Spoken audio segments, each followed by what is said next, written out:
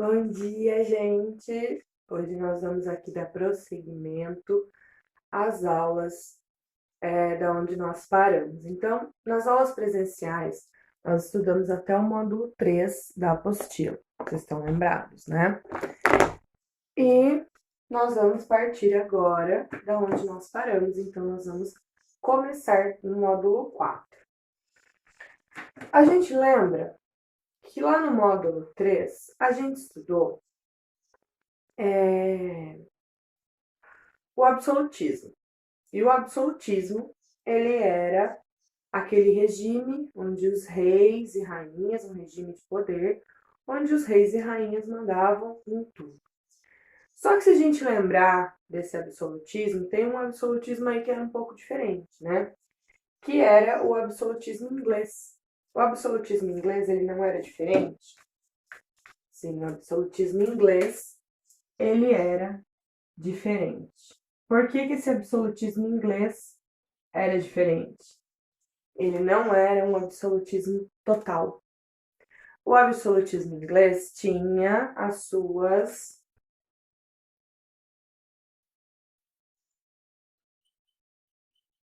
peculiaridades,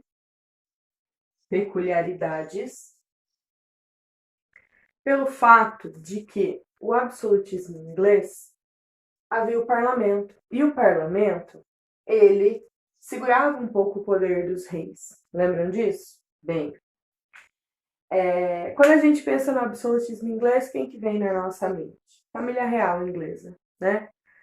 E quando a gente fala de família real inglesa, até hoje a família real inglesa, ela tá aí nas notícias, né?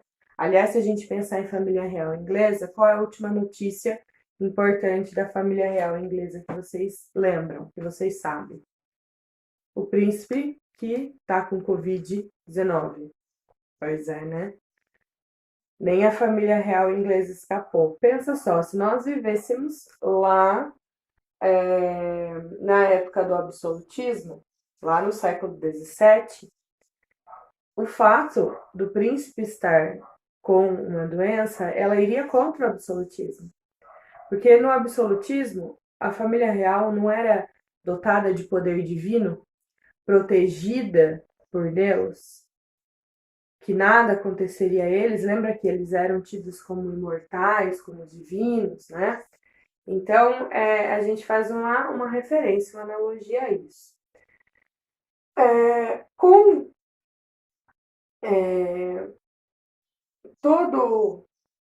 toda aquela mudança, né? O absolutismo ele começa a ser contestado, toda aquela mudança de pensamento. O absolutismo ele começa a não agradar mais a população. Bom, se a gente fizer lembrar um pouco das últimas coisas acontecidas no absolutismo inglês, a gente tem que lembrar o quê? Que a dinastia Tudor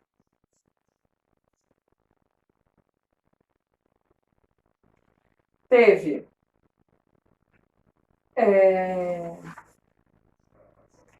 o Jaime I, de 1603 a 1625, e o Carlos I do absolutismo tradicional, certo? Que foi até 1640.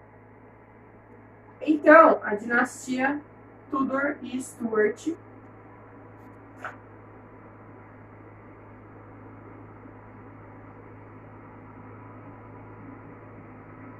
foram as últimas dinastias. Bom, então a dinastia Tudor foi a dinastia que veio antes da mudança desse antigo regime. Eu disse para vocês que Jaime I governou de 1603 a 1625. Por volta de 1620, a Inglaterra começa a passar por um período de uma grande dificuldade financeira. Então, 1620 traz traz para a Inglaterra muitas dificuldades. A Inglaterra passa por 2 décadas de uma seca tremenda. E aí a gente sabe que na seca não tem produção de alimento. Grande parte da população da zona rural sai da zona rural e vem para as cidades. E aí tem um aumento muito rápido, um crescimento urbano muito rápido. E esse crescimento urbano faz com que as cidades comecem a entrar em uma série de problemas estruturais. Não tem moradia adequada para todo mundo, aumenta o preço dos alimentos, por quê? Primeiro que já está na seca, já está numa seca tremenda. Então não tem produção de alimentos. Se as pessoas estão saindo do campo para morar na cidade, não está produzindo alimento. Se não está produzindo alimento, o alimento que tem sobe muito preço. Aí a gente vai ter uma miséria muito grande. E os reis absolutistas, eles colaboram com isso? Eles começam, no caso, né, o Jaime I, eles começam a diminuir os gastos da máquina pública? Não, né? Eles, na verdade, passam a gastar mais. Porque está diminuindo o alimento para a nobreza também. E aí eles começam a impor mais impostos para receber mais alimentos, para continuar vivendo no luxo. E aí vai dar muito ruim. Por quê? A população está sem alimento. E quer mexer com uma população é deixar a população passar fome. E aí essa miséria toda que surge na Europa nesse momento, né? Ela leva a um desagrado tremendo. Os Stuarts, que tinham vindo antes dos Tudors, né? Eles já tinham desagradado muito a população, porque os Stuarts, eles tinham obrigado a população a mudar de religião. Então, eles eram anglicanos, foram obrigados a ir para o catolicismo. Aí mudava o rei, mudava a religião. Então, a população já vinha desagradada pela fé. Aí, em 1625, o Jaime I morre, e aí entra no poder seu filho, Carlos I. Carlos I não faz nada diferente do pai, a não ser também continuar gastando dinheiro, não resolvendo o problema da população. Só que o Carlos I, ele vai além.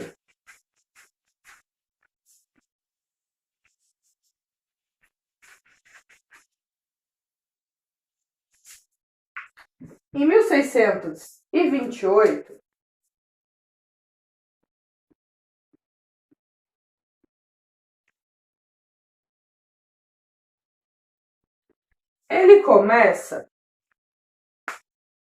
ele está numa situação assim de cometer muitos abusos em relação ao parlamento.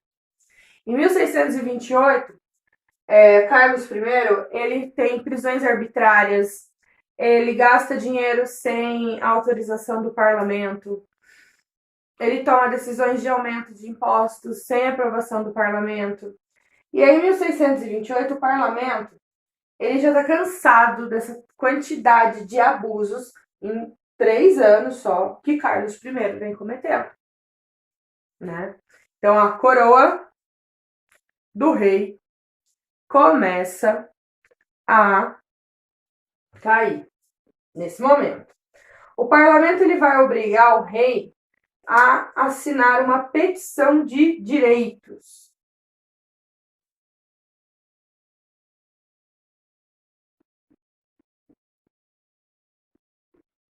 E essa petição de direitos, ela vai obrigar que o rei pare de decretar prisões arbitrárias.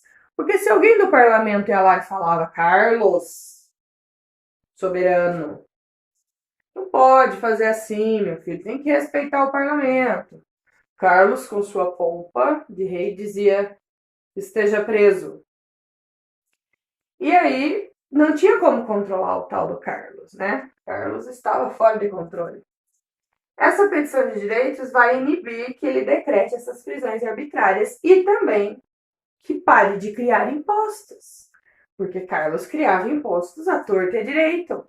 Não podia ver uma coisa, vou criar um imposto aqui, para arrecadar um dinheiro. Bom, Carlos aceita, né? Meio assim, meio não querendo, mas aceita. Em 1640,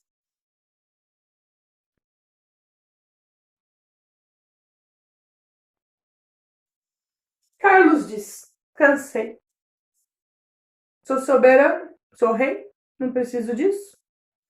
Vou voltar a mandar quanto eu quiser.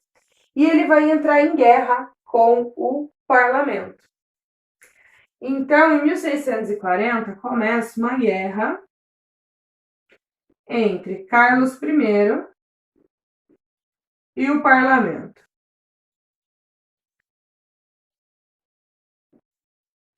What? Sim, uma guerra. Não uma guerra, né? Mas uma guerra de interesses, conflitos e tal.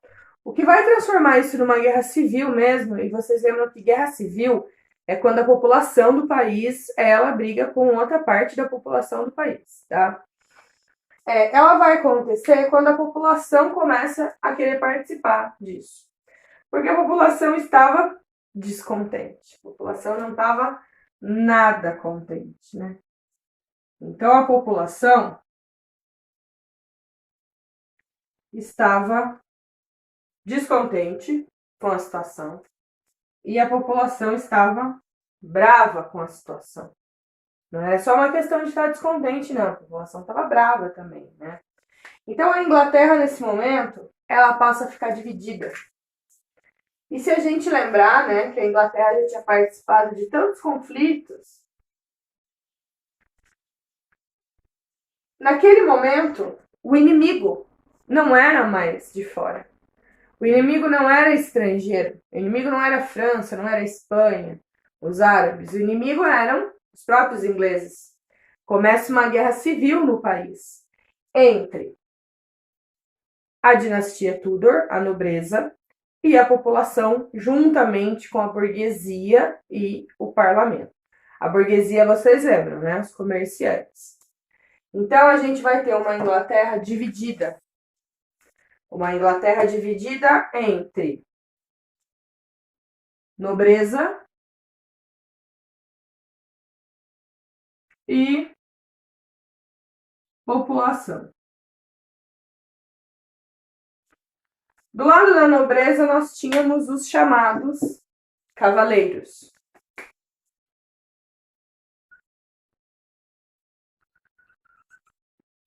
E do lado da população, eles eram chamados de cabeças redondas. Que nome incrível. Cabeças redondas, tá? E aí, quem era o líder da nobreza? Carlos. Carlinhos. Rei Carlos. Carlos I. E aqui do lado dos cabeças redondas, nós tínhamos a população. Acontece que, no começo dessa discórdia, o rei sempre ganhava o lado do rei, porque o exército estava do lado dele, então eram conflitos ganhos já pelo rei. Se vocês observarem lá na apostila de vocês, na página 153,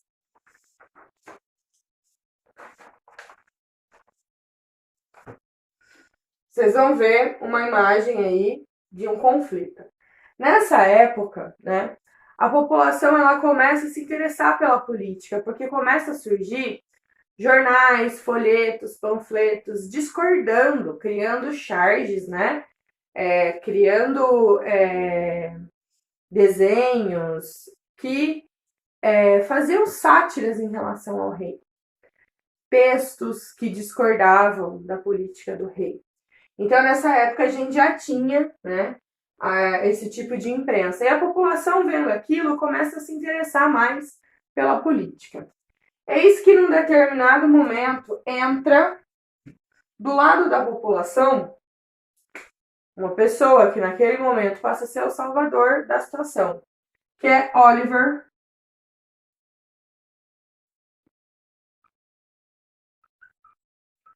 Cromwell. O Oliver Cromwell, ele é o líder dos cabeças redondas, né? Ele fazia parte da população e ele era o líder dos cabeças redondas.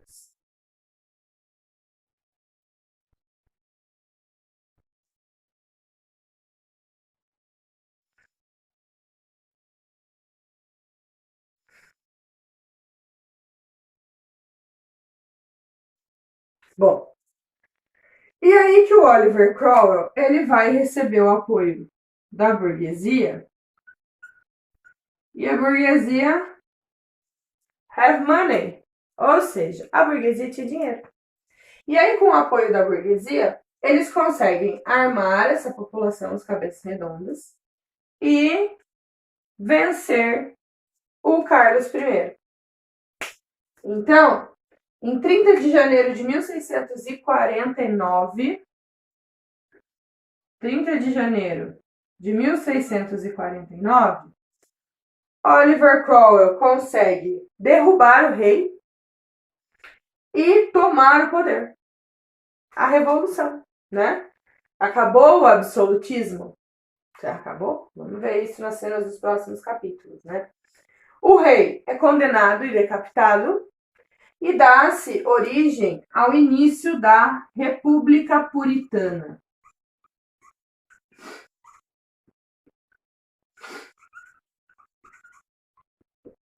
Essa República Puritana que vai ser comandada por Oliver Cromwell. Bom, a República Puritana é conteúdo da nossa próxima aula, tá? Para hoje, eu vou pedir umas atividades para vocês. Eu quero que vocês façam para mim. E eu vou estar online agora para tirar as dúvidas de vocês, tá? Então, façam lá para mim atividade 1.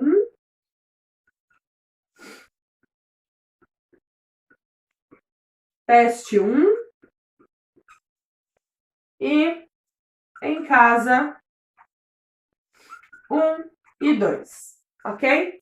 Essas são as atividades para agora, meus amores. E aí, na próxima aula, a gente continua falando da República Puritana, ok?